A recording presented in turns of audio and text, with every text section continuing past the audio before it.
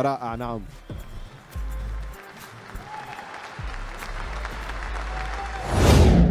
سيطرة مغربية في جوائز الكاف، حيث توج منتخبنا المغرب بأفضل منتخب إفريقي.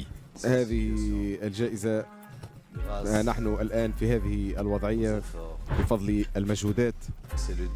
أتمنى أن تكون هذه بداية ربما كي نفوز يوما ما بكأس العالم.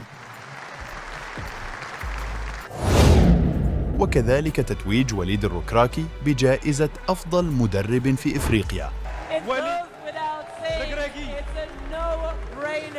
لا تفكير.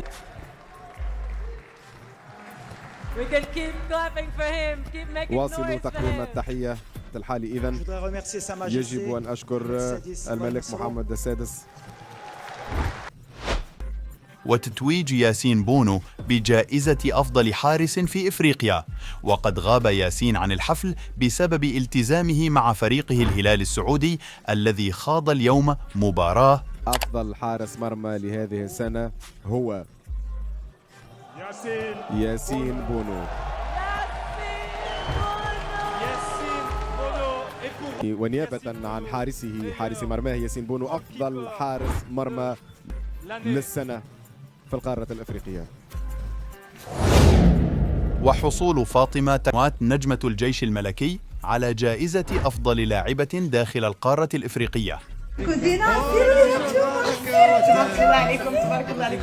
فاطمة تنوات الفائزة الكبرى هذه الليلة. أفضل لاعبة بين الأندية فاطمة تنوات أول.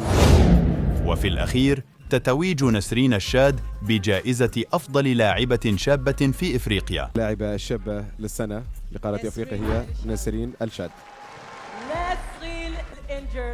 إصابة بسيطة لكنها ستبلغ الركح بالتأكيد.